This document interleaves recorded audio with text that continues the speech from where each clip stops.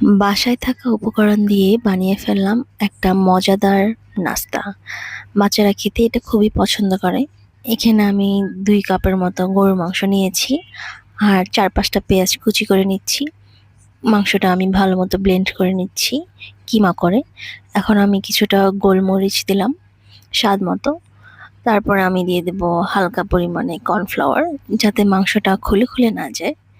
এরপরে আমি দিয়ে দেব সামান্য লবণ আর তারপর দিয়ে দিব ১ টেবিল চামচের মতো সয়া সস।